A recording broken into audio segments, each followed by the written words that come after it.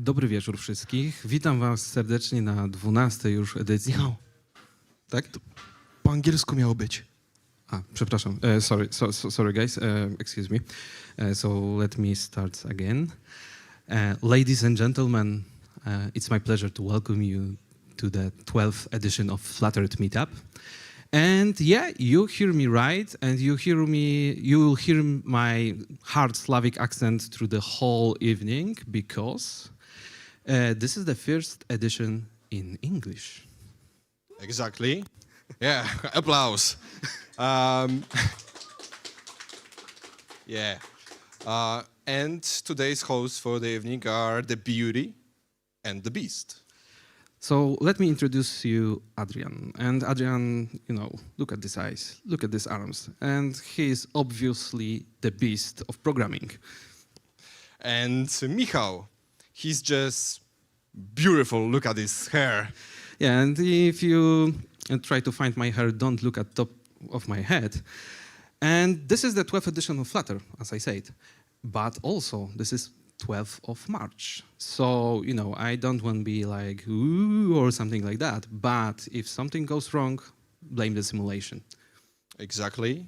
And today we are also streaming online on YouTube. And Michał, tell me, when you joined the industry, have you ever thought that you'll become a YouTuber? Maybe not really, but actually a lot of people say, okay, Michael, you should be the YouTuber, you should have your channel. And I say, okay, great idea, so I create the channel. But nobody say, what should I do on this channel? So I ended up with channel Michael's Hair Care, and nobody clicks likes button, so. Yeah, speaking of buttons, don't forget to use yours, especially on the Q&A section after every presentation. Yeah, and you really want to be active today, and not only on presentation, only on QA session, but at all, because we have very large prize pool, and we have official Fluttered t-shirts today, we have caps, we have exclusive spins, and for the power users, we have free JetBrains license for full year for anything you want. Yeah, but wait, there's more. The holy grail of every Flutter event, the Google Plush Dash, the mascot, the Plush Dash, which we got here, and you can only get one of these on the event like this one, so be active. Yeah, and none of that would be possible without our sponsors. So first of them is, of course, Drones on Roids, parts of AppAdme. And, they, basically we, take care of everything what is mobile. So from beginning, from ideas, from designing, etc., up to the 5-star review on Google Store and Apple Store. That's go to us. Yeah, exactly. And we also would like to thank GDG Wrocław, the Google Developer Group, for their cooperation in organizing this event. Remember that GDG is a community for everyone. If you want to join and contribute to the Wrocław community focused on the Google technologies, visit them on LinkedIn, Meetup.com, or Facebook. They are organizing few events in the future, which might be interesting for you. For example, we got Break the Syntax 2024 Hackathon at the Wrocław University of Science and Technology on the May 8th. And as yet unannounced, AI event in May. Follow them on social media and get more information. Okay, so without further ado, let's start talking about number of 15. So 15 is a really big number, like really, really big number. Because if I want to say how big the 15 is, and then actually, I don't have that much finger of both of my hands to show you how big is number 15. And I'm talking about number 15 because our next speaker have 15 years of experience as a of course, developer, solution architect, and consultant. And during this time, he saw some beautiful things. I mean, like the beautiful code that, was very carefully maintained, and he bloomed as a beautiful flower. But of course, let's be honest, he saw some weird shit too. And today he will be talking about this bad part. Let me introduce you Artur Wojnar with his topic software architecture, the bad parts. Artur, come on. Stage is all yours.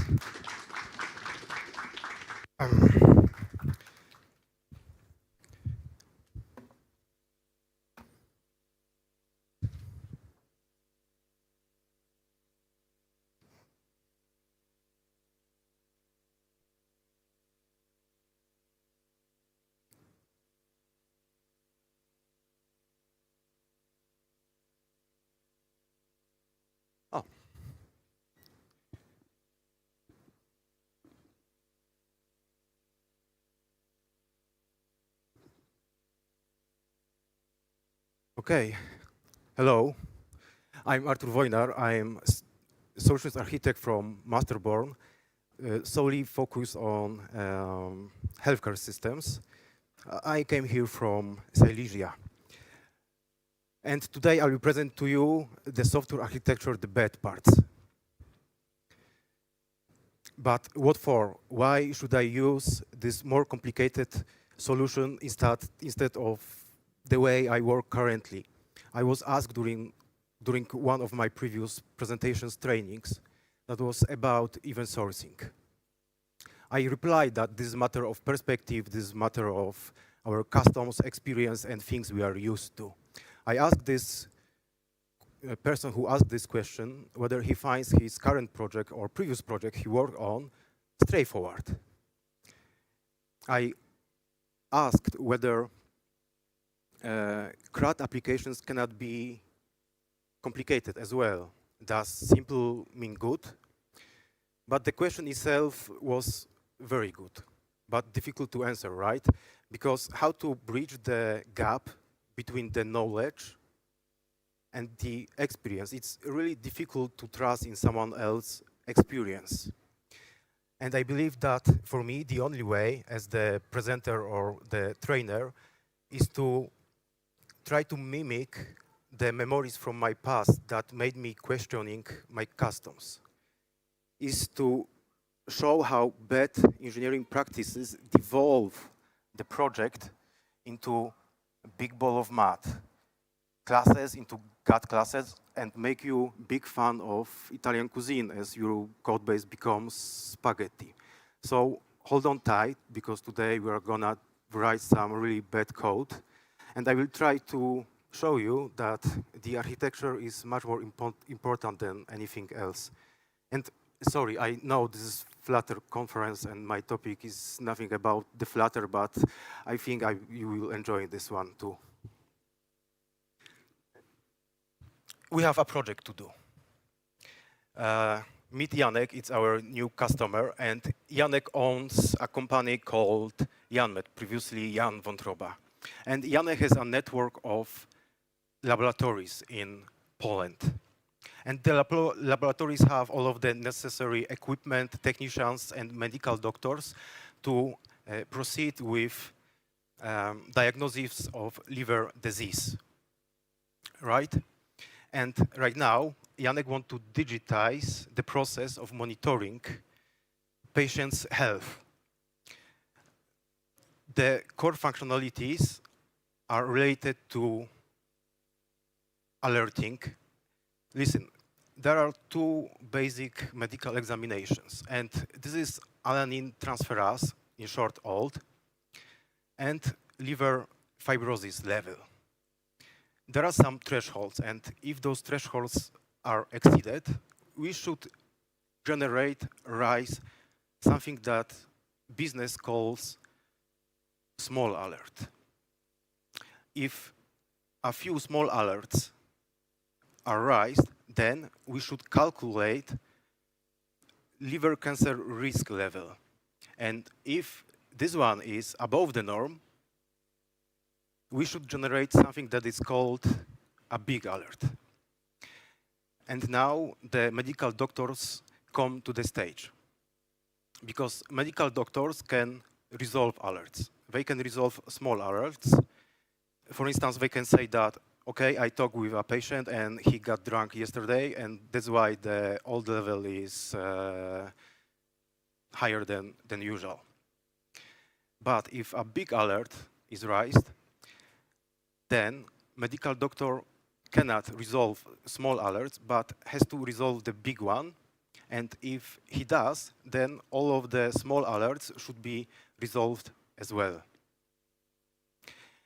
That's pretty much everything when it comes to the requirements. There are a bit more nuances, but not important right now. So let's start the development process. In many companies, it looks like this. We have very talented and gifted UX designer. And UX designer have some sessions with the client. He gathers, collects the necessary requirements, and he filters those requirements through his or her perspective. And in the result, he or her creates wireframes, user journey map, and architecture, information architecture.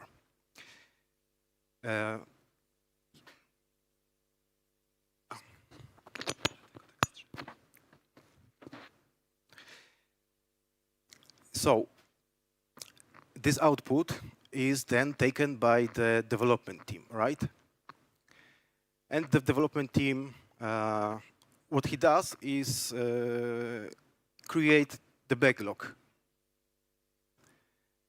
And, you know, create the backlog and all of the Jira tasks. And from that point, the development process starts. I call this approach wireframe-driven development because relying fully on UX wireframes and designs and treating them as the architecture is a real pain because views often aggregate a lot of different business processes and different informations and data. Let's consider for a while that this is our wireframe. This is a screenshot taken from Amazon results page. When a developer looks at this wireframe, can naively think that everything that he needs to do is to implement a model product instance that contains all of the information needed for this view. And that can be special offers, some delivery intricacies, rating, number of comments, price. But in fact, behind the wireframes and behind very nice-looking views, wireframes, there are many business processes that define our architecture. Normally, the process should look more like on the screen right now. So UX designer is just part of the discovery phase, right? Besides, we have other product roles. By product roles, I mean solutions architect or lead developer or just technical person, software engineer. We have also, or we can have also project leader, proxy product owner or product owner. In some teams, we can have data analysts, right? And each of these roles process requirements through their own perspective, digest those requirements through own perspective. We as software developers, we need something more than just aggregated views. We need to know about the business processes that happens in the system and produce different models. Okay, but we have already started with the development and implementation is done. So congratulations to everybody. And now I can show you what we have. So the development team prepare also diagrams, and here we have domain class diagram. And things here are pretty much straightforward because main entities here are user measurement. Measurement is responsible for registering like test blood or other medical examinations. And we have alert entity. Basically, those are nouns that also occur in client requirements. So it's pretty much straightforward mapping between client's requirements and the current class diagram, right? And we can also spot that alert contains the biggest burden is on the alert entity. He has methods which are responsible for for checking whether we should raise old alert or fibrosis small alert, is responsible for calculating liver cancer risk and raising the big alert related to that risk level. And probably, maybe that is okay, because what we do here is modeling alerting system, right? So maybe it's reasonable to contain everything in alert entity. When it comes to the database diagram, it reflects basically one-to-one what we have with domain classes. We have users, we have alerts and measurements, and we have very nice database relationships between the three tables. Also, we have architecture that is layered architecture, well-known layered architecture that is with us for many, many years. So we have controllers, right? We have services, we have domain layer, and we have repository layer. We have some components related to our main players on the stage. So these are user measurement and alert. I also drew some lines, arrows that show the relations between the components. So we can, from that point, see that the biggest effort is on the alert service, partially on the alert entity. Maybe that is not so much surprising since this is alerting system, but this is first time we can conclude that maybe something may go wrong, as alert service seems to be in coupling with many other components. So if we are working in fixed price project, right, that we know that we'll finish in 6 months, 8 months, that's fine, really. We did great job, and you know, we run Cloud Code or ChatGPT, and we have working solution, and that's really just fine. But the real problem starts when we work with long-running project, right? Then we can expect one thing, and this thing are changes that will finally come. So I prepared 3 change requests, and we'll go one by one through those changes. Okay, change 1 is, the doctor wants to view priority patients, those for whom a big alert has been raised. It's really important from the domain perspective, guys, because the system is about monitoring the patient's health. And priority patients are a group of patients that need medical attention, right? So for anybody who got the big alert, we need to mark this patient as priority. Later, when big alert hopefully gets resolved, we can mark this patient as non-priority. So let's imagine how the implementation looks like. Implementation is straightforward, really, because we have user repository, and here I added find priority patients method that does the job. It's simple join between the alerts and users. And there is a filtering of alerts. So we check the type and whether alert is resolved or not. And basically, this resolves our problem. So we meet the requirements. This is also time when we can critically think about the solution that we just proposed or made.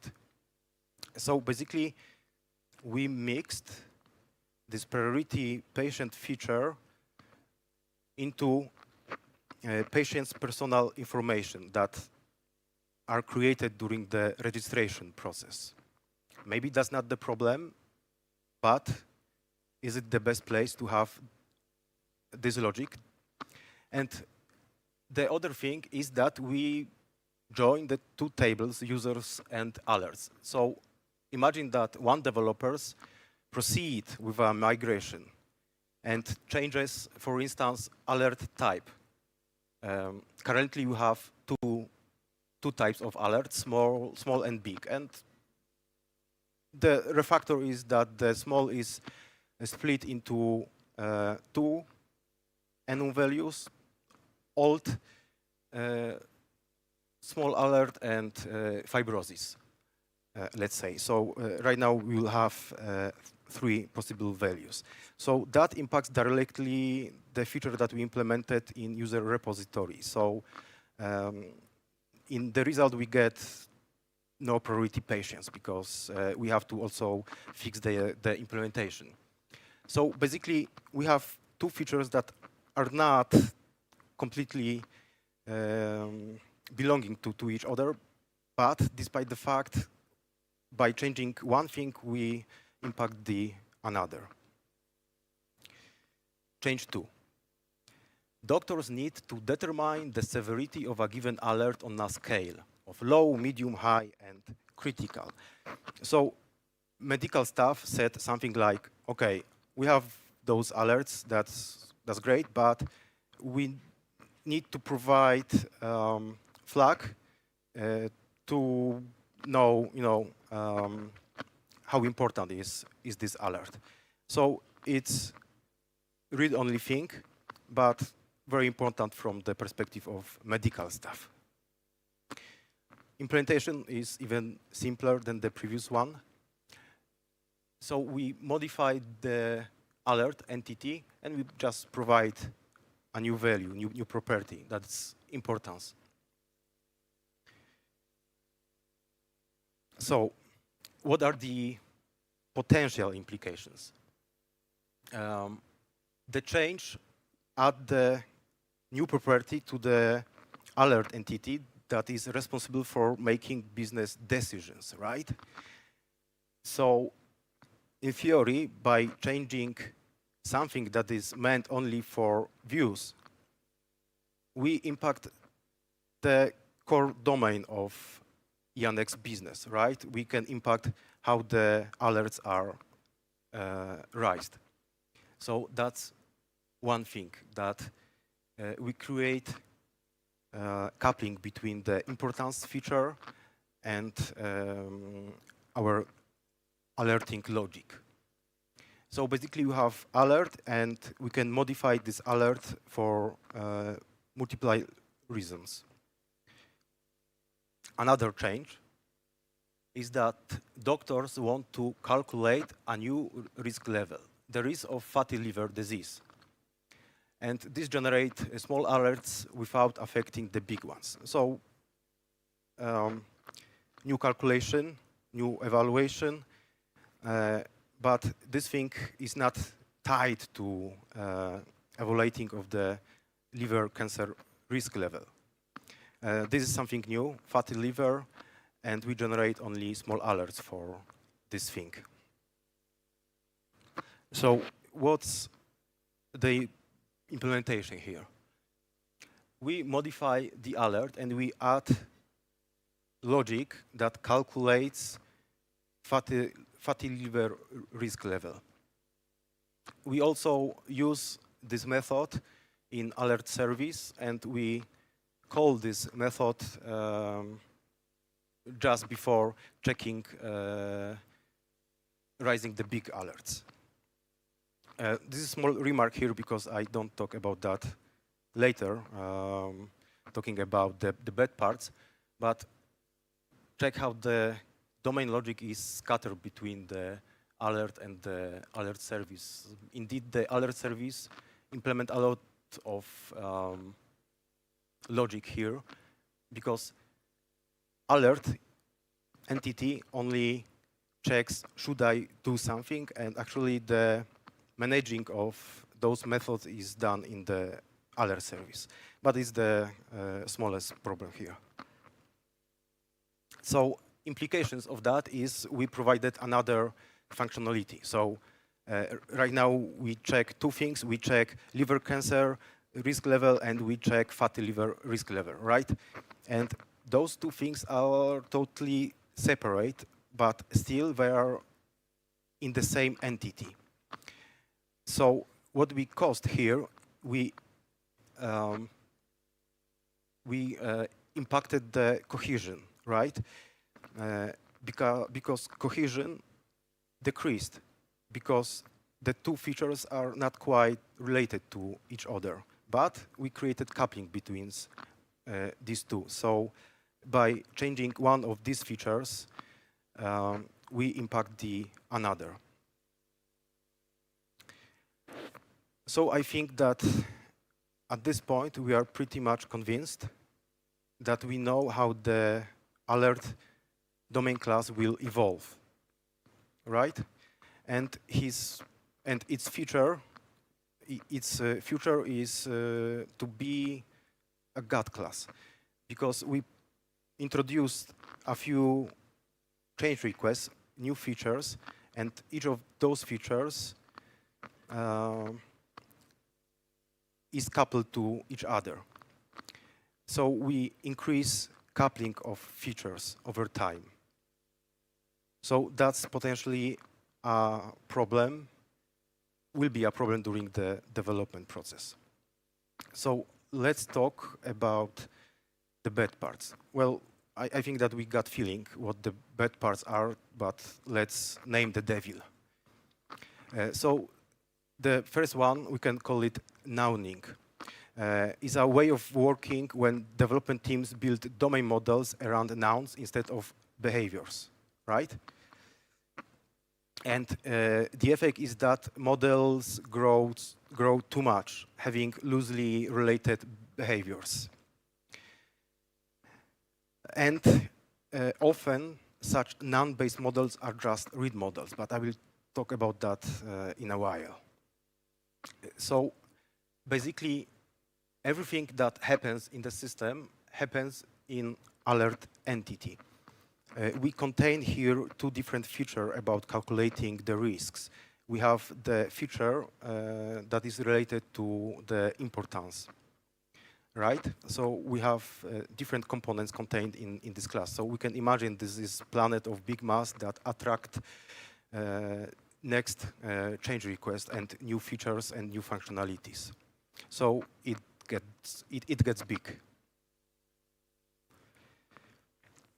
So partially, current situation is caused by lack of the ubiquitous language. Please consider that to proceed with calculating the risk, we use user entity. And this user entity is the same entity that we created during the registration process. So there are information about email, first name, last name, and all other necessary medical informations. So to proceed with calculating the risk levels, we need only small subset of information about the patients. We need birthday and probably sex, as far as I remember. We don't need anything else to implement this logic, right? And it's very tempting for developers in that case to reach to other properties of user, like first name or last name. This is called domain leakage, because we were not meant to expose this kind of information, but they are there. So basically, the root cause was lack of the design phase. Maybe because we are relying on only wireframes. Maybe we were convinced that we did good design phase by proposing the class diagram that I showed before. Never mind, but we lost the chance to propose a good design for the system. So maybe if we had thought about that earlier, we would discover that maybe instead of alert, we can have something that can be called patient liver cancer alerting, a right model, something that can be limited to behaviors and data needed only to proceed with those behaviors. So basically, to implement the initial requirements, we need information about raised small alerts. And we need information whether a big alert is raised or not. We don't need anything else to proceed with that further. We need this simple right model. Probably. That's only proposition. But I will show you how having right models can impact the overall architecture. Because what we have right now in our current design, current implementation, we have alerts and users, that entities that are used from many reasons. They are used as write models, and they are used as read models, like the importance, like, I don't know, list of raised alerts of history of all alerts that probably are needed on the web page site. So what we didn't have is semantic and consistency boundary, because patient that is created during registration process is someone else than patient known during taking decision about raising alerts. If you have semantic boundary, then for us, patient is just ID and birthday, maybe also sex. And with that, we have the new right model that serves only one purpose, and this is making business decision about raising alerts, right? And besides, we have read models, like priority patient and alert. Like, mostly when you have nouns, those nouns from client's requirements will become read models, usually. Honestly, I haven't seen noun-based entity that is right model and makes sense. So whatever happens in right model changes a read model, and this read model is used later on the front end.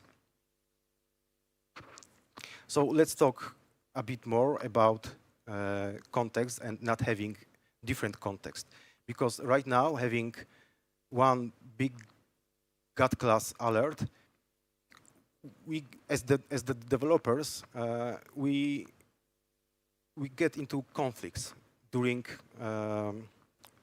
the day-to-day work, because we can imagine that we have 3 developers and each of them is going to do different things regarding the alerting capability, regarding liver cancer risk level or fatty liver, or the importance, and they all have to modify the same class, right? So they have in config, and that prolongs the communication needed to make the implementation, right? We have to talk more to deliver value. So that's the problem, because implementation will be eventually done, but at what cost, right? So by modeling phase, we can have pretty much something that we can call risk management, because we can say that we have 3 different contexts. We have one context that is solely responsible for liver cancer risk level calculation, and the latter for the fatty liver, and some other context for upcoming changes to the system. And now the developers can work pretty much independently, if that's our goal or case. They can modify things without fear of impacting other functionalities. If that's the core of our business, I think that's very important to have something like this. And having right models, by having right models, we can generate as many of read models as we want. We can have evaluations, alerts, priority patients, whatever. I think that the thing that hits us the most in our developers' work is overdosing of "don't repeat yourself," because it's, you know, rule that was defined in pragmatic engineer many years ago. And we can think about dry in this way that, okay, I won't be repeating myself, so I will define user entity or alert repository, and those components will cross horizontally all of the functionalities. But doing so, we create something that we can call shared kernel. And now, by changing user entity, we impact all of the functionality it crosses, right? So that's the problem. But in fact, the don't repeat rule is not about doing stuff like this. It's about that every piece of knowledge has some kind of representation, one singular representation in the system. But knowledge can vary depending on the context. And the rule of thumb is that we can apply don't repeat yourself within our context, modules, whatever, and be wet in between. Wet is another rule that was invented later. It means write everything twice. And in that case, duplication and redundancy is good, because in each of these contexts, we should have, if needed, of course, patient, because patient means something else depending on the context, the same alert. Okay, but all of that is very important. But if we model everything very nice on the domain level, we still have data, right? And if we have coupling in data, then it means that still we have very, very high coupling. It means that by migration we can impact all of the features. And for instance, how to, if we decide to separate physically alerts from the rest of the system, how to proceed with that, right? Should we copy all of the users to the new database and sync the data between? That's crazy, right? So context exists also in data. So each of the context, when we talk about the core domain, should have separate data models as well. Am I out of the time? No.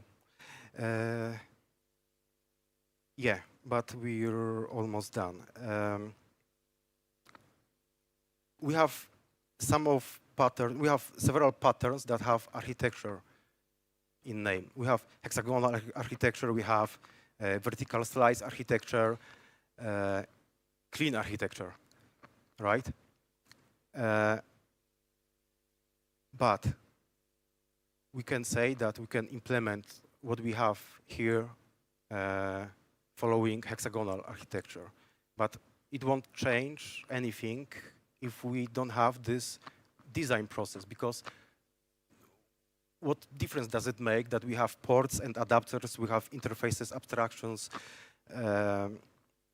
when we still have GAT class, still have alert, user, and measurement, and we have one hex in our architecture. It doesn't change a thing. So still, when we talk about the patterns, they don't solve problem for us, fortunately, because that's our job, and we don't want to lose our job, right? So it's good news, because those are just patterns that mostly are about forcing us to think about coupling. But we can open LinkedIn and scroll the wall, and we'll see a lot of things like that. I have 2 examples, and we can see that clean architecture plus vertical slice architecture. See how beautiful looks my folder structure. Folder structure is not the architecture, because it's just folder structure, so it's a matter of representation of our architecture, but it's not architecture itself. The same with CQRS. It's scary how many misinformation is on the internet regarding CQRS. If you are interested in CQRS, you should definitely read original paper of Greg Young, but CQRS is not about physically separated databases. It is not. We can implement CQRS and have one database, and this will be just fine.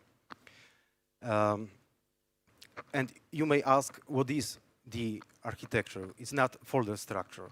And Grady Butch provided definition of the architecture many years ago, and he said that architecture represents the significant design decision that shape the form and function of a system, where significant is measured by the cost of the change.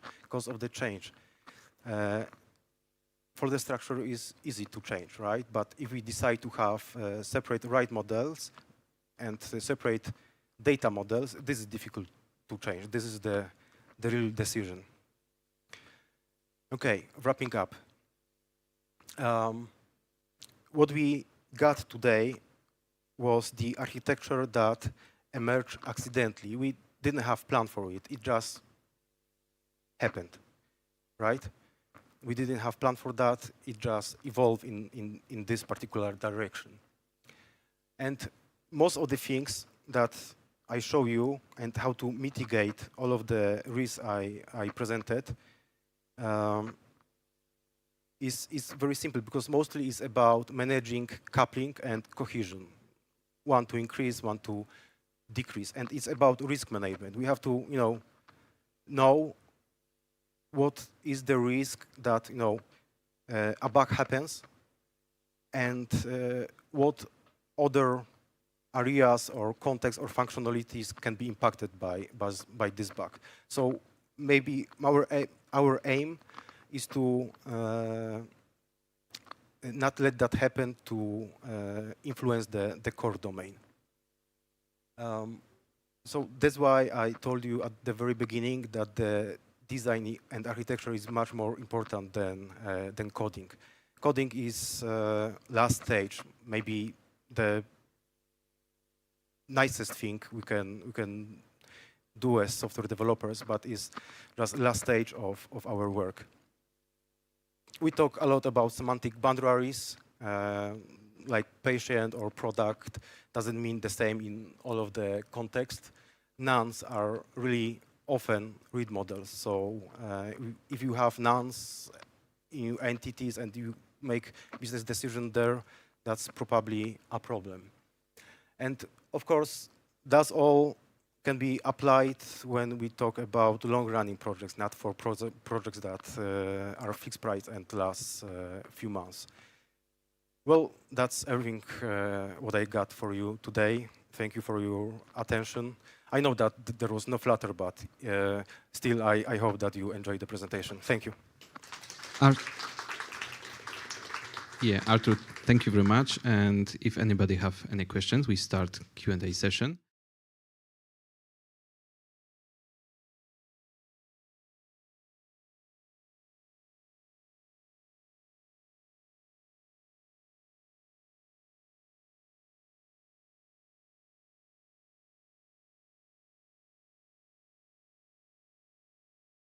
Convince non-technical decision makers in the project that it's actually worth to take a step back and maybe rethink part of the code base?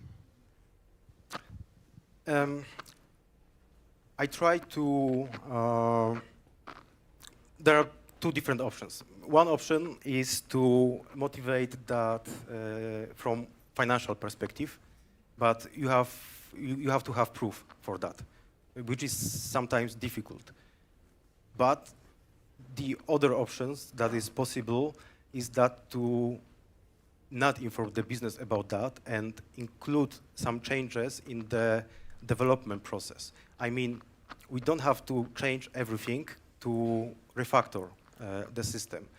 Maybe when we introduce something like introducing change step by step. Sorry, I forgot the name of the pattern. Strangler pattern, right? We can implement something with our new idea, new conception, and new design. We can apply that into new functionality. And we can continue that later. And with Boy Scout rule, we can apply those changes over and over when we have occasion to the, let's say, legacy part of the system. But there is no one simple answer for that. Thanks. And of course, my fellow YouTube watchers, if you have any questions, please ask in chat. Wow, is it possible? Wow. Hi, thanks for the talk. So I have a question about the first part in your process, so the designing part. What do you do? What exercises? How the process looks like? And yeah, can you tell us more about the process of discovering what we should do in the system, of course? Yeah, that's a long story. But the question is, what are my customs when it comes to the discovery process, right? And what tools or methods I apply to discover different client requirements. That depends whether that's a greenfield project or project that is currently happening. It's green. Okay. So the thing that helps me the most, I will tell you, the best of. Maybe it's not the very beginning of the process. But even if that's the green project, you have some kind of requirements and client ideas. So I don't start with only white paper with the client. I always prepare something based on their initial requirements. So I have, let's say, mirror board, and I can proceed with conduct domain storytelling or event storming or just some visual representation of the requirements. But their initial idea is there, and I confront them with this idea. Example mapping is very helpful because often it shows a collision in requirements. But of course, there's so much variables. You can ask me what to do when you don't get answer from the client, and you have to push the client how often to do so. It's we can talk offline about that, but this is very complicated topic. But the question is great, though. Yeah, thank you very much. Hi, Artur. Thank you for the pretty interesting case study. Just quick question, but related more towards what's happening now in 2026. So say, for example, if you have to implement the same strategy, but using AI or agentic, some new combination rather than going to something where you go through experience, but you don't know what you have to mitigate in the following steps. Yeah, right. 2026, crazy year, right?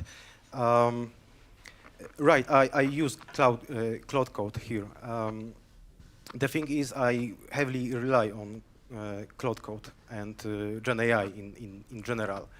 But the thing is with Gen AI that, for instance, here I prepared the first implementation of alert user measurements, and I just asked Cloud Code to implement my change request. So Cloud Code was relying on the context I provided, so the existing architecture, existing concept, right? And he just continued with this idea. So it's not his fault. It's fault because it was just continuation of my design and my implementation. So what I'm saying is that Gen AI can give us bad answers because he knows both the good practices and bad practices, and it depends on our prompt. When I proceed with implementation normally in day-to-day work, I rely on existing code base. I talk I do functional programming. This is TypeScript, and here you have union of types, you have commands, you have events here. Here you have existing button context, and I explain more, what my reasoning is.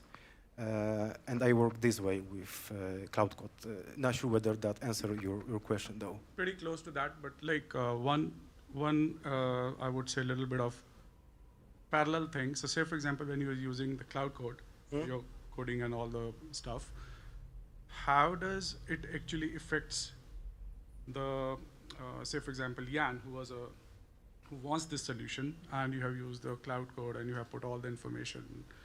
Do you feel, or do you think there can be, or there are any concerns, especially with the health domain projects, because there's always a sensitive information about the patient and the privacy. So not everyone knows what's happening behind the scenes, but if you are okay with the product owner or like the owner of the whole project, I want to implement this thing, then they may have some concerns, like I don't want to put all the information or anything which is connected with the AI, with the database, so to leak the privacy. Yes, of course, this is still premature technology.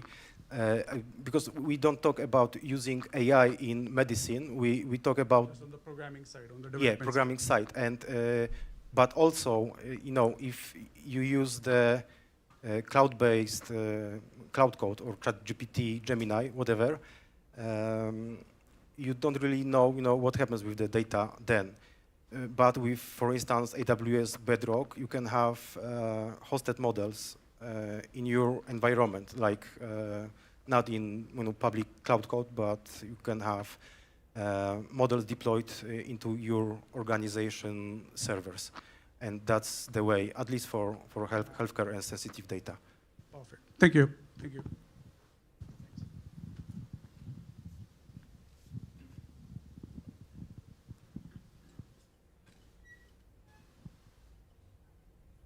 Do we have any more questions?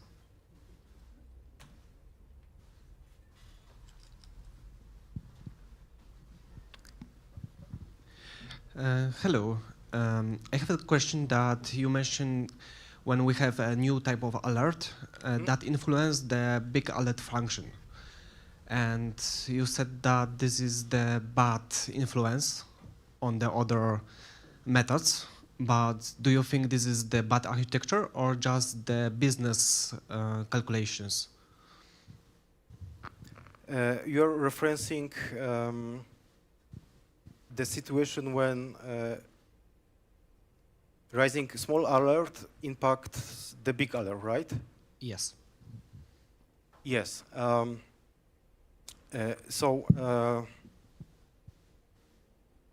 I haven't told that this particular thing is bad because raising in this example, raising the small alerts for alanine aminotransferase and for fibrosis is tied business-wise with the big alert. The third small alert we introduced, and that one was for fatty liver. Here I told that this is bad because this thing is has nothing to do with taking decision about raising the liver cancer risk level. But those first two small alerts are domain-wise very close to the big alert. So in my target implementation, they exist in one module, one context, whatever. But another alert that we added later with our change request, when we talk about the domain, is something separate. What I told is that we should keep also the implementation of this functionality separated, because semantically it's something else. Okay, thank you. Okay. Any more questions?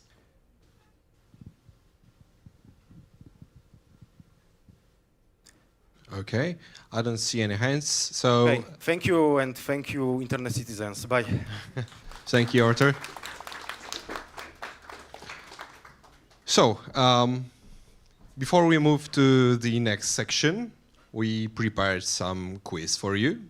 So, please take your phones out and we'll check who wins some.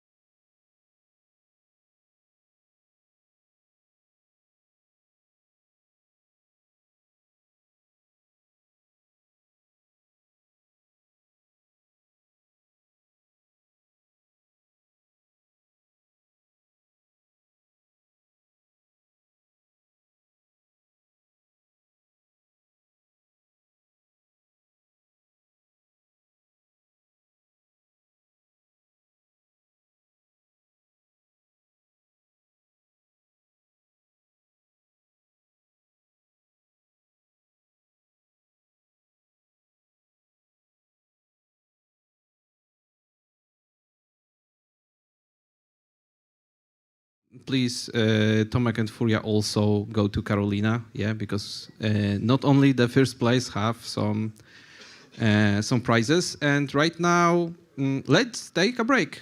Yeah. 10 minutes of break. See you in 10 minutes.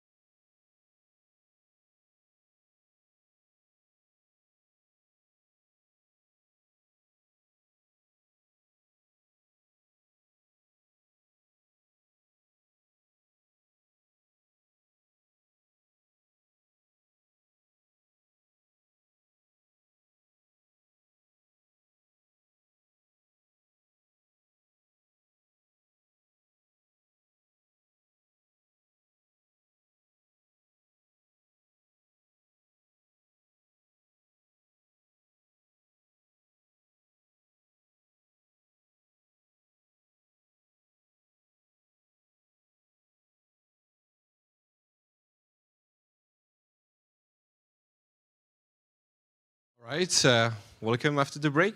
Hope you had a great time, but for now it's time for our second act, which we go from the architecture to pure fun. Our today's second guest is the true powerhouse of the Flutter community, the Google developer expert, and the lead maintainer of the Flutter Flame engine. He also built the foundation for the Flutter gaming. And in today's presentation, Building Games with Flutter and Flame, we're gonna welcome on stage Lukas Klingsbo. Lukas, the stage is all yours. Thank you. No, the bar is not high now when it's just pure fun or whatever the intro was. Yeah, and thank you for inviting me here. A lot of fun. I've actually never been to Poland before. Which has to change, have to come here more often. It's beautiful. Anyways, today I'm gonna give an introduction to building games with Flame. How many in here have heard about Flame before? Hands up. So, like half of you. How many in here are professional Flutter developers? Same people, nice. For the people who haven't seen me somewhere before or met me, I am Lukas Klingsbo, or online on the Flutter and Flame Discord and Slack, and on GitHub I'm known as Spydon. And I'm part of the Flame engine core team. And yeah, I'm also a Flutter and Dart GD, so I travel along to a lot of these kind of events and conferences and give talks. And I organize my own conference too, called Flutter and Friends, which is in Stockholm. And I will talk a little bit more about that in the end of this talk. I used to work at DICE, that's a Swedish gaming company that have built Battlefield, for example. But when I worked there, I worked with backend services, not actual gameplay and stuff like that. And to many people's surprise, I'm not a gamer. I enjoy the coding more than the actually playing the games. So I'm part of a team called Bluefire, and we call ourselves an open source collective, and we have 6 core members spread out pretty much all over the world. It's like me in Sweden, Eric in Brazil, Luan in Canada, Jochum in Netherlands, Henan in Portugal, and DevCage in India. So it's horrible to organize meetings because we're on so many different time zones.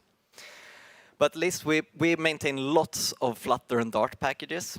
I think we're up to maybe 50 now or something. So you might have used some of our packages. For Flame, of course, audio players, something called PhotoView, and Forge 2D, that we'll talk a bit more about later too, and lots more. And we have a big friendly community connected to Bluefire, so we're only 6 people driving it, but on our Discord, I think we're close to 9,000 people now. So if you want to chat about Flutter and Dart stuff and games and all of the packages that we maintain too, it's a good place to join. So since only half of you knew what Flame was, I'll give a brief explanation of that too. So it's the most popular game engine for Flutter, and I used to say that it's pretty much the only game engine for Flutter, but there is actually another one popping up now too, which is focused mainly on 3D. We have 10,000 stars on GitHub, lots of commits, lots of forks, and 270 contributors. So there have been lots of people building Flame over the years, not only us in the core team. And we have no idea how many people that actually use Flame, but there are 10,000 repositories on GitHub that are using them, and that only counts the public ones. And we have gotten the Flutter favorite stamp, which is like a quality control stamp that they give on PubDev. So they look through your app code and your documentation and how easy it is to get in to start with, and like how many bugs and stuff there are in there. So we're quite proud of that. We released a new version a few days ago, so it's still actively developed. I think we have been, yeah, like we got the years up there on the quiz, but I had no idea which year we started, but I just know it was a long time ago. And like everything in Flutter, Flame is just another widget. So why did we choose Flutter for this? So especially when I give this talk at like game dev conferences, they're like, oh, but Flutter is like super high level. We want to code in like Rust or C++ or yeah, something nitty-gritty where you have full control over the memories, the memory handling, etc. But no, Flutter is pretty perfect for what we try to do with Flame, because you get direct access to a Canvas bare bones API, and on top of that you can build pretty much whatever you want. And you get high rendering performance without having to like care about anything. And a mature ecosystem. And of course, the main part is multi-platform. Like getting all of these things and at the same time being able to ship to iOS, Android, Mac OS, Linux, Windows, the web. I won a big competition 2 years ago for LG TVs. They were making games there. And then we used Flame there too, so you can really get it in wherever you want. And it's really nice to get this rapid prototyping and rapid iterations, having hot restart. And you don't have full support for hot reload in Flame, but you can use a bit of it anyways. So as I said, Flame is just another widget. So you have your widget tree, like your game widget doesn't have to be on top. It doesn't have to be like a full screen game. Maybe you have a long loading screen at some point, and then you want a tiny little short game, you know, like the Dino game, where when on Firefox, or is it on Chrome? I don't even remember. On Chrome, I guess.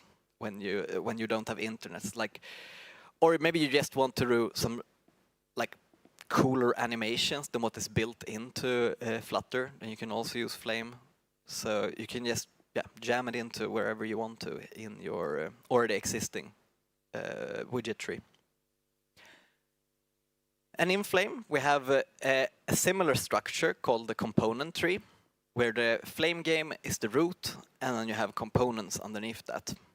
And each component can have any number of children. So it's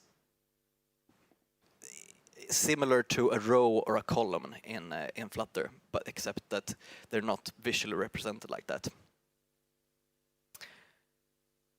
And a lot of people ask, but can I put widgets inside of the component tree?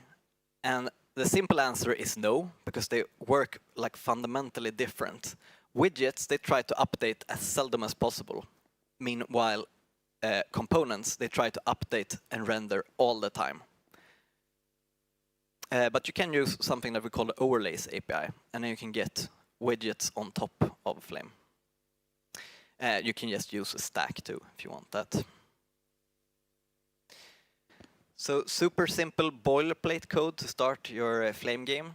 You just create a class, you extend Flame game, and the first method you usually want to use is the onload method, because in there, everything that you want to load before the game starts, like assets and heavy computations and so on, they can be done in there, and then you can easily show a loader meanwhile that is done. And in Flame, I'm not sure if I have a slide about this later, but you can write, if you're inside of a component, a Flame game is a component too. So similarly to how everything is a widget in Flutter, everything is a component in Flame. And to add new children to a component, you can just write add anywhere, and this can be done during runtime. So it's very easy to say that. Let's wait with that because I have a slide about that later. So if you just want a full screen game, then you don't. The only thing you need in your widget tree is the game widget. So you can just put that inside of run app, and bam, you have your game running. And a lot of people that develop Flame, they barely know any Flutter at all, actually. They just do this in the root, and then they build Flame inside, or like Flame with the components inside of that. So, as I said earlier, like the components work fundamentally different to how the widgets work, and that is because we use something called the game loop. And the game loop is an architecture that almost every game engine uses. It takes you update the state within update, and after you have updated it, you render the state, and then you go back to update again.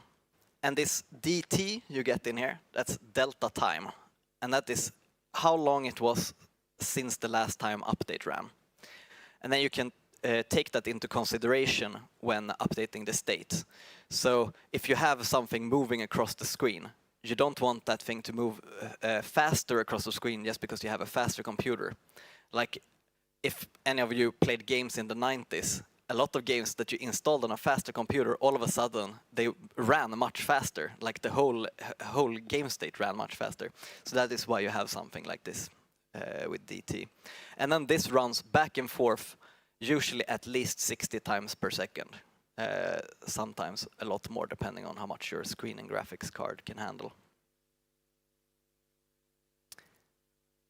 And in here, you can of course also get input from the user. Like maybe it presses a key, or it does a gesture on the screen, or it presses something on a gamepad.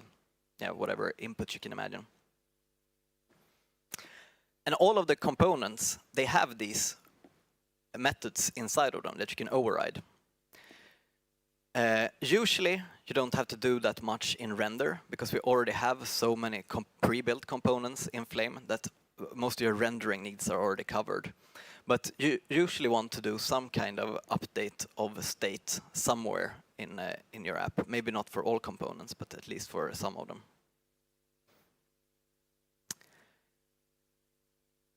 So this is what I was talking about earlier. So you can call add anywhere inside of a component. So say that your player is walking along in the world, and then it finds a weapon that's just laying in the world. Then you can just add that to the player if you walk on it maybe.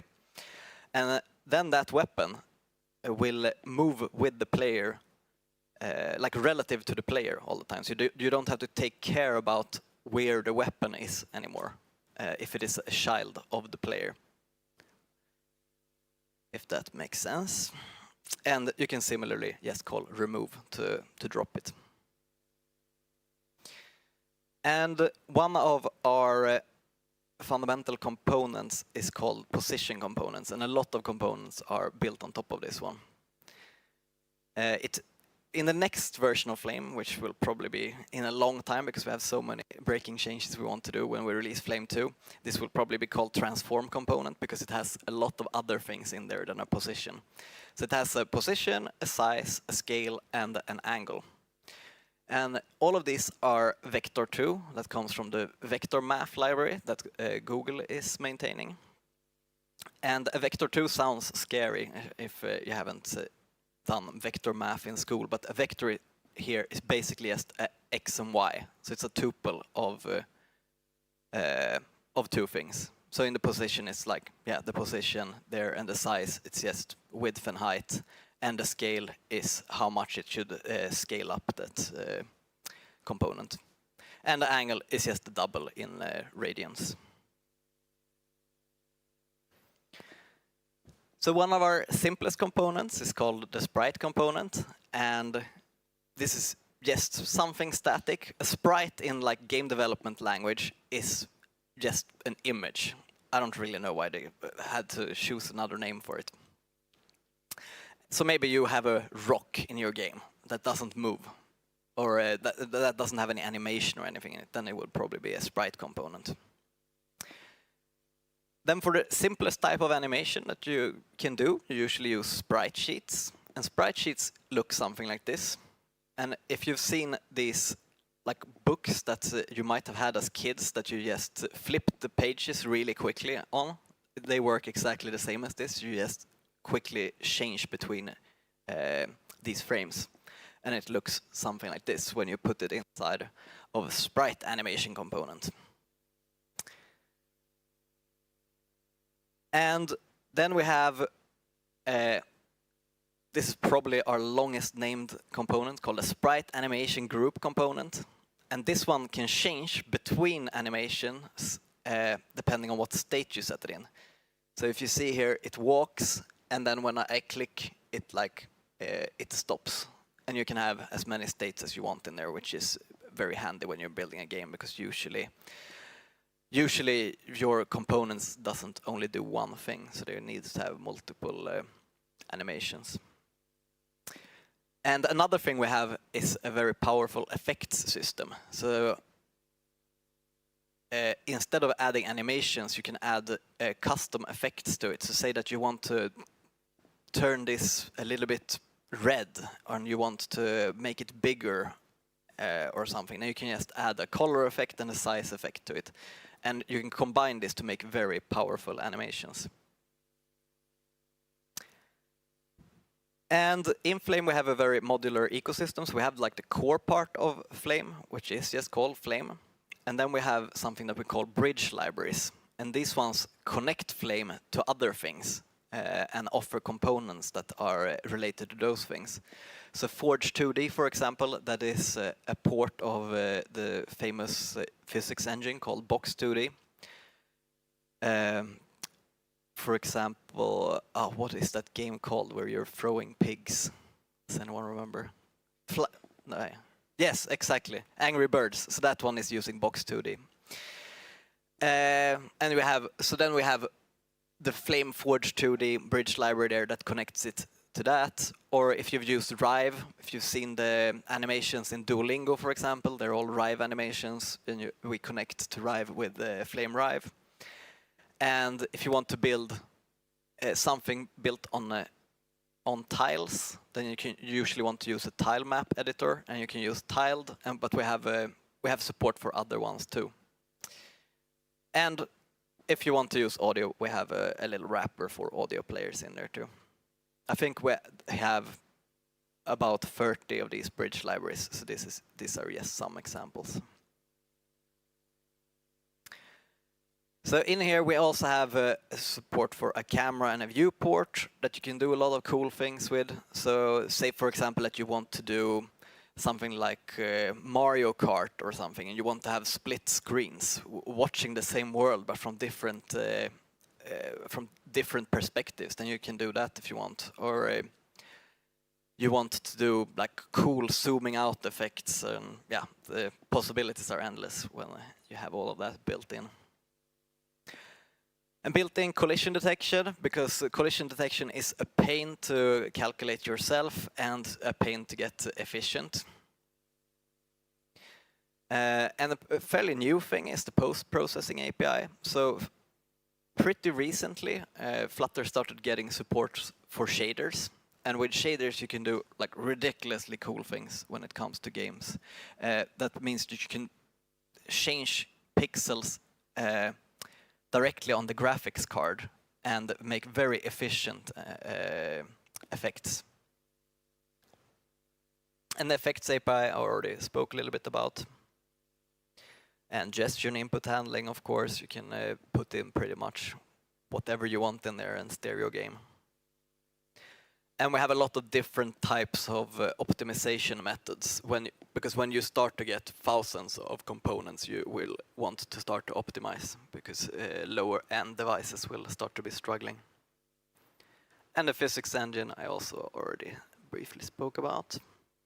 And we have a very good built-in debug mode. So when you get stuck and you have some bugs, which you obviously will have at some point, then you can just set debug mode equals to true, either on the root of the game or on the component that you want to debug. And then when you run the game, then you will have like boxes around everything saying where the hitboxes are and where all the components are located, and it's super handy.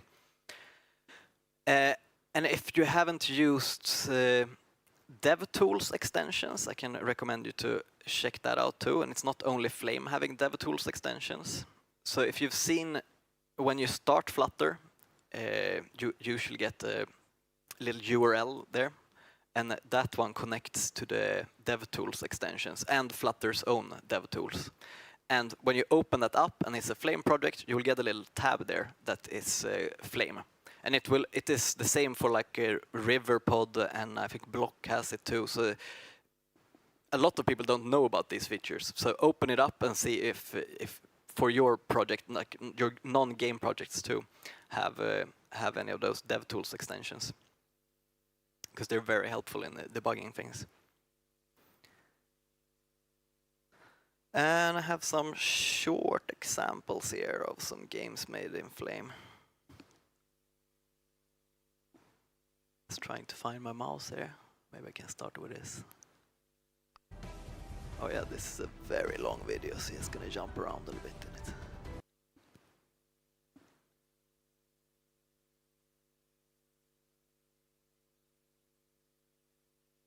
Yeah, never embed videos into presentations. It never works. Maybe it's because that video is too long. Let's try the next one. So this game also exists on Steam. So that is another possibility. Like you can release your Flutter games on Steam. Something that a lot of people don't know about. Wow, that's very low resolution.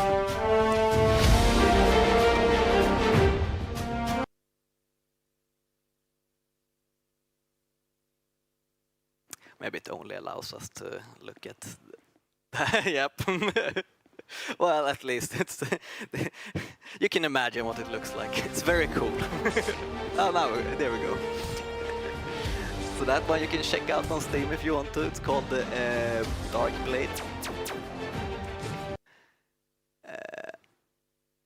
This one is probably the biggest Flame game that I know about, at least. This is a very old video, but I think they have about 150,000 monthly active users now.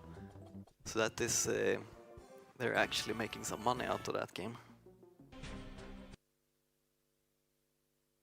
And this is pretty cool. It was a rock band that every time they release a new song, they release a new level in the game, and you kind of play the level together with the song, which is super cool.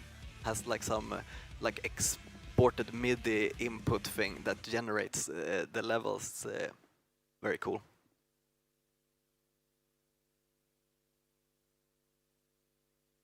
Oh, we already saw that one.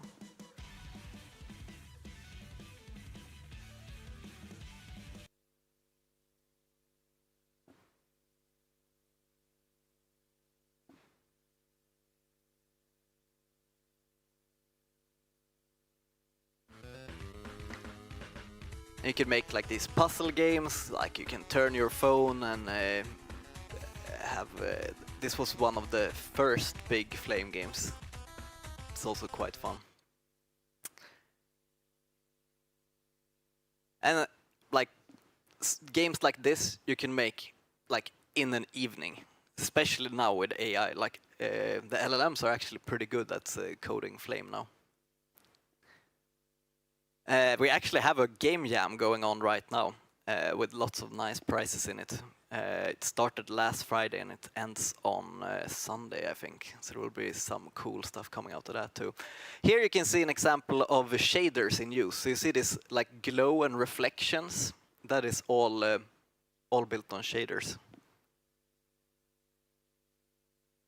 And I said I was going to talk a little bit more about 3D. So we have some support for 3D. We're building an experimental package called Flame 3D. And that is based on Flutter GPU, which was built kind of as an experimental project by the Flutter team. But they're not really maintaining Flutter GPU anymore, sadly. So we might move off that one. But there is another person in the community called Jamie. And she works for Toyota, and she has built a full-fledged 3D game engine on top of Flutter called Fluorite. So if you want 3D, check that out.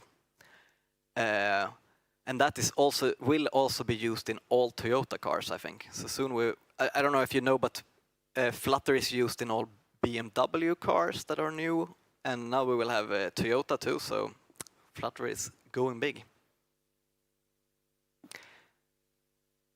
So now you might wonder, how do I get started with a Flame? Yeah, don't be afraid to ask for help. Like we have, I think that one goes to our Discord, if I don't misremember. And in there, like you usually get answers really quickly. And there's a great community, nice to just chat around about your game ideas and get inspiration from others. We have a Stack Overflow tag called Flame, which has a lot of answers on it, but almost nobody uses Stack Overflow anymore after LLM took over, so that one is a bit outdated, I guess. But I still answer questions that come in there with that tag, so if you still like Stack Overflow, go for it.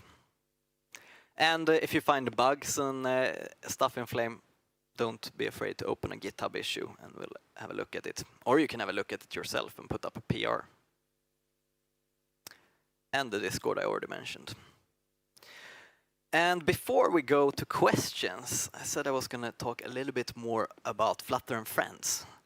So Flutter and Friends is a 3-day conference in Stockholm. And I think I dare to say that will be the biggest Flutter conference in Europe this year. It will be from the 3rd of September to the 5th of September. And the first, it's quite different from other conferences. The first day is only about social activities, so you get to like know people in the community. So you can do like kayaking, climbing, VR, going to the arcade. You go have beers together. It's lots of fun.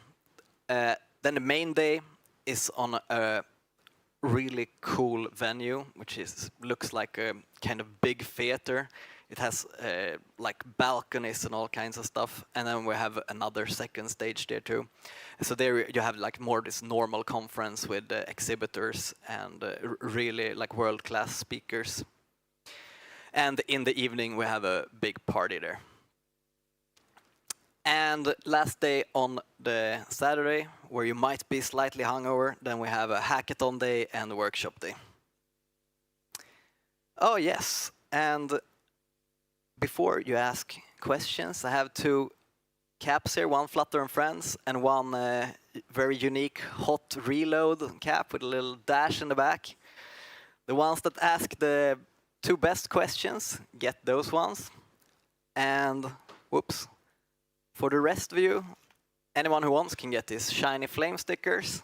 And anyone who asks a question can get one of these NFC Flutter and Friends stickers. You can program the stickers to put whatever you want in there.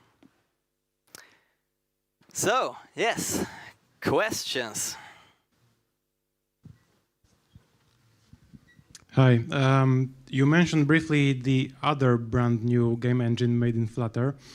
Do you see them as a kind of your competition, or do you think it will kind of fit in a different niche than Flame?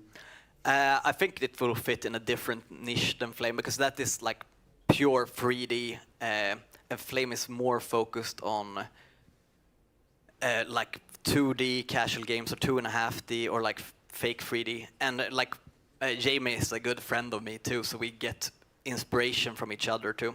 Okay, so follow-up question, because as far as I remember, the Fluorite engine uses kind of like external C++ libraries to render the graphics. Yeah, it uses Filament, I think. Yeah, something like that. Do you think you will be going with 3D in Flame in the future, like with pure Dart implementation, or that is not something that you're going to do? So pure Dart implementation never works, because we need a full control over so many things on a lower level. So that is why we use the Flutter GPU package. But what day is it today? Thursday? Tomorrow we're having a meeting with Google about the future of Flutter GPU. So I could answer that question tomorrow. Nice.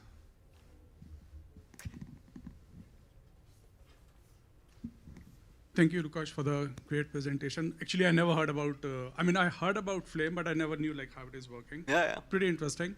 Just a quick one. How do you think if any new developer can use recommended LLM from your side or from Flutter team, so that the quality of the game and the graphics, shaders especially, or the animations are always super good? Because in my experience, when you use different models, the look and feel, the quality is so we have to spend like good number of credits to get the proper result. But in your opinion, which one is your favorite? Oh, I don't know. It depends on so much what you put into it too. Like there are a few different MCP servers for Flame too. And honestly, like the models, it takes like 3-4 weeks, and then some other model is on top. So I think it's kind of not really a relevant question that I should answer, because it will be outdated before anyone knows it. Yeah, this is what I have experienced as well, because when you're using one model today and tomorrow it updates and everything is outdated, and if you create something and you are not getting the same effect or the same quality, you are like jumping up and down, and actually it destroys the whole process. And then you're like, either I should create something from scratch again, or like just leave it. Yeah, I mean, as long as you know a bit about what the code does, I think you can usually direct it in the correct direction, even if it doesn't one-shot it, no matter what LLM it is. Okay, yeah, that's, I mean, as long as the basics are clear, and then you can like upgrade it. Anyhow, thank you. Thank you very much.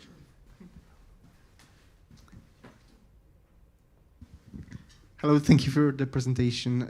I was wondering about one thing. There is this, I believe, well-established pattern when it comes to game development, which is ECS, the Entity Component System, right? And I have seen you using the word entity and component a lot, and I'm wondering if Flame is kind of like an implementation of ECS, or is it just like a coincidence of a name? Very good question. So we have an ECS implementation that we call Oxygen, and we have a bridge package to that one called Flame Oxygen.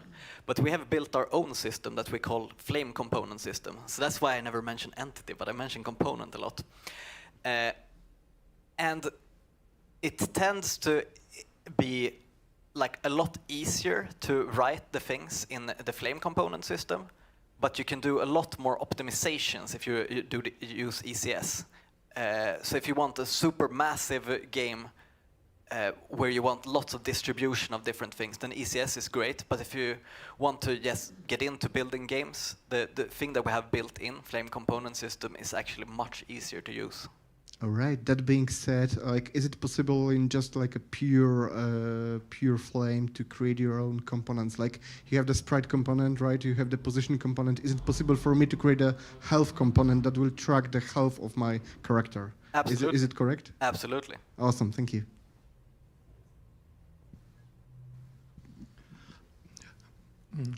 We have a lot of players on the world. I think the biggest nation is in the east of Asia, and of course more of them using the Harmony. If the future of the Flutter is possible near this year, or maybe, is the official support for the Harmony. I missed one with Harmony. What did you say? Harmony OS. If you for Harmony OS, yeah. If you create. Yeah, I mean, so that's the beauty of Flutter, right? You only have to write that thin little layer to get it onto to the operating system. So, like, I don't know if anyone has done it yet, but I know people have done it in, like, for fun. But Yes, but it's only from fun. yeah, exactly. So I think we would need a company to step in to like maintain that. So like LG, for example, they're supporting Flutter now for their TVs, and I unfortunately don't see Google stepping in and having that as one of the default platforms, because they have so many other things to do with Flutter and Dart right now.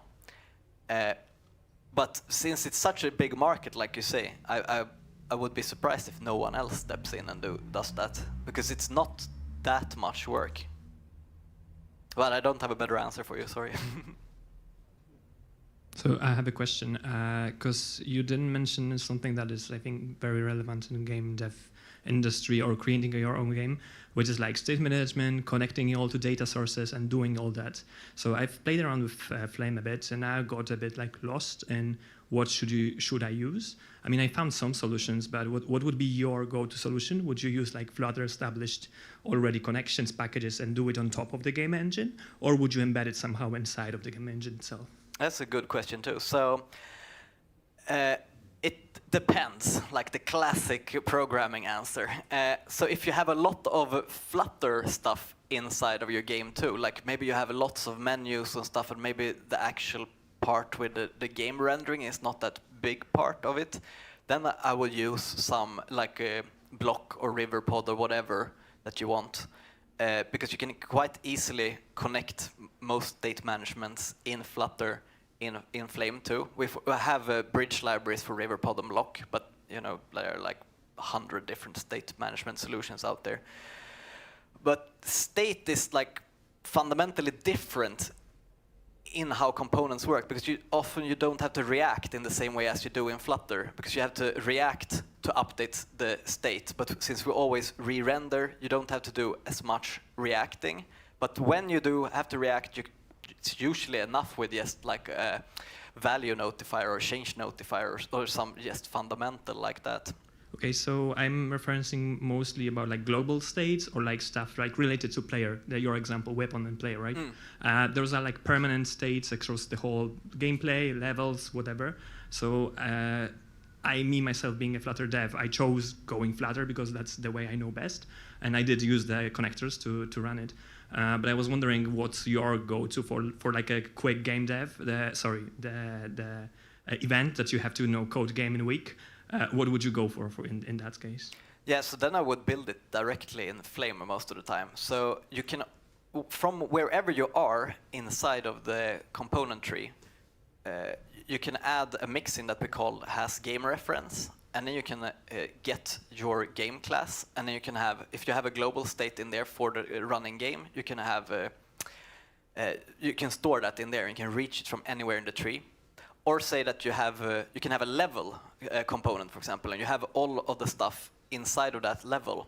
Then you can have something, a mixin called has ancestor, and then with a generics level in there, and then you can get the state only for the level that you're connected to. Yeah, makes sense. Thanks. Hi, I was actually wondering about collisions because you said that Flame, of course, as any decent engine, supports collisions. But at the very beginning, describing the game loop, you said that you have two main states. You have render and update. And I wanted to know whether you handle collisions, calculate them within the update, or whether you separate the process as most engines do. Yeah, so it's not running on a separate thread or anything like that, but the collision detection is running as part of the game's, or you can actually put it on any level that you want. So that's another mixin called has collision detection, and that one will be like the parent of where all of the collision detection happens. It will happen in that parent's update loop automatically for you. And then everything that has hitboxes that are children or grandchildren or whatever underneath that one, it will be calculated there. Okay, did I understand correctly that collisions are like connected to the parent, the main entity, so it can decide whether it has collisions or not, but can it differentiate between specific colliders so that if you have, for example, 3 collisions on the same object, can it differentiate? Yes, so that you do usually want to do on the component level. So then we have another mixin called collision callbacks, and then when you add that mixin, you get callbacks for what it's being collided with, and you get sent in the callbacks what the other thing was that you collided with, and then you can differentiate what you have collided with there. And then people have built systems on top of that to do more advanced things, but usually it's enough to just override that one and check what you collided with and differentiate what logic you execute. Okay, thank you very much.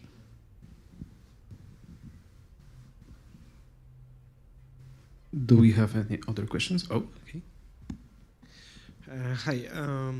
Maybe it's the niche area, but do you support the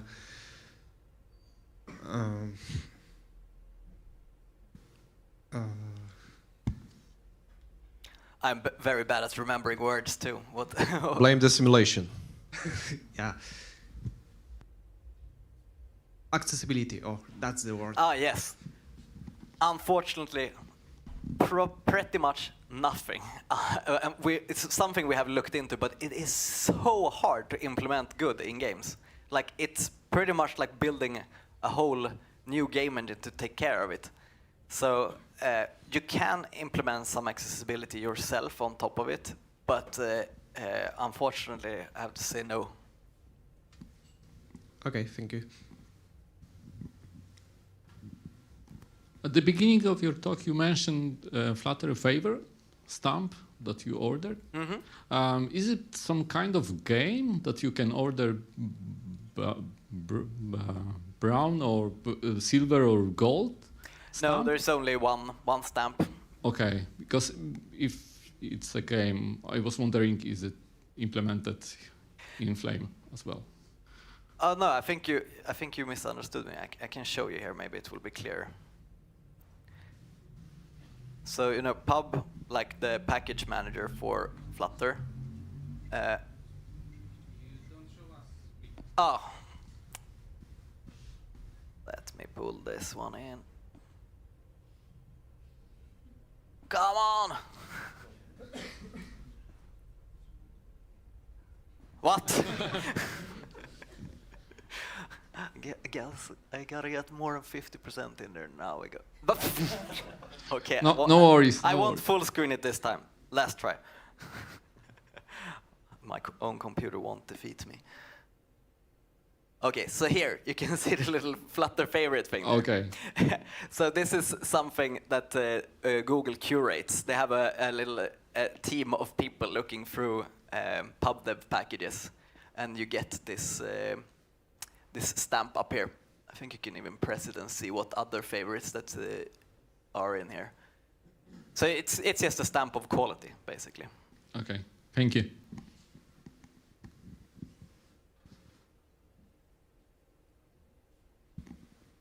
Hi. Did you compare your engine to another, I don't know, cross-platform or mobile engines, like, you know, performance, maybe memory usage, or just like that? Yeah, if you know Philip Hracek, I think he's called. He used to be the Flutter DevRel a few years ago, and he's building games now. And he did a pretty big comparison with like the bigger engines of how much they could handle, like with Unity and Godot and stuff like that. And for some things, we're more performant, but for a lot of things, we're less performant. But for the things that you build in Flame, it rarely matters, I would say. Okay, and the short second question is, I know that most of engine you can develop most type of games, but some engine are dedicated for, I don't know, FPS or strategy. So can you point some type of games which is the Flame for, or? Anything that is not 3D, I would say. Or you can do like fake 3D that doesn't have like 3D models that we're rendering. But other than that, we're trying to be like as generic so that you can do anything on top of it. There is, for example, a package called Bonfire, which is developed by this Brazilian guy. And that one is purely for platformer games. And that one is built on top of Flame. So it's like an opinionated way of doing Flame specifically for platformers, and has lots of helpers for that. But we don't opinionate towards any type of game inside of Flame. Okay, thank you.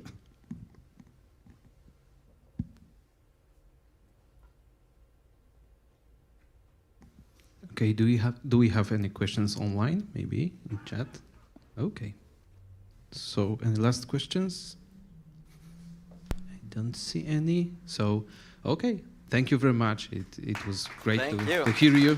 And if you want stickers, just come to me. And I think one cap for the collision detection question, and you asked the first question, I think. Oh, the easiest, but it was the easiest one I was looking for. Which one do you want? I want the Flutter Friends. It's pretty nice.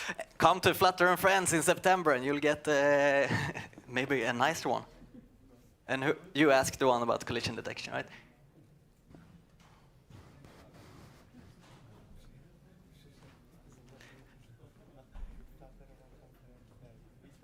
All right, thanks for having me. Yeah, thank you very much. Oh. Thank you. All right. Don't know about you, but I feel a weird urge to quit my job and create my own 2D platformer. Yeah. Don't we all, Adrian? Don't we all? Yeah. And huge thanks to Lukas and to Artur for sharing their knowledge today. It was great presentations. Yes, and also huge thanks to all of you for being here with us.